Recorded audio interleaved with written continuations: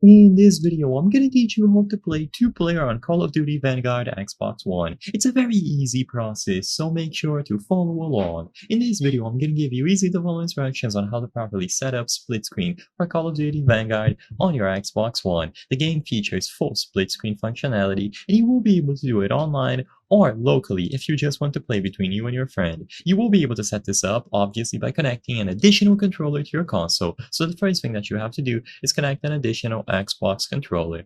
Once you connect the Xbox controller to the console, either through a cable or wirelessly, usually there will be a pop-up on screen telling you to assign a user to that controller. This is very important, so make sure that you at least assign a guest account or a full user that you can create. By assigning a profile, you are going to make sure that the user gets detected and you will be able to do split screen even online. So once this is done and the controller has been properly detected and set up with a user account, you will be able to start. So go over to a lobby, and if you look at the top right corner of the screen on any mode, any lobby while you are waiting, you will see this option, add a controller or keyboard and mouse for split screen.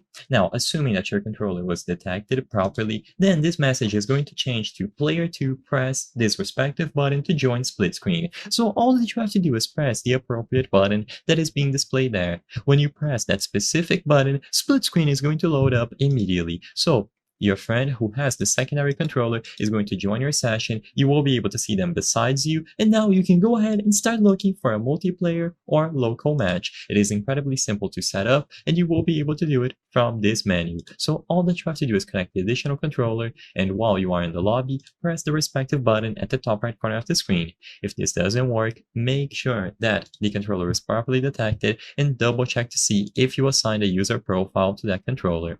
I hope I was able to help you on how to play two-player Call of Duty Vanguard Xbox One. If this video helped you, please be sure to leave a like and subscribe for more very easy tips. Thank you for watching.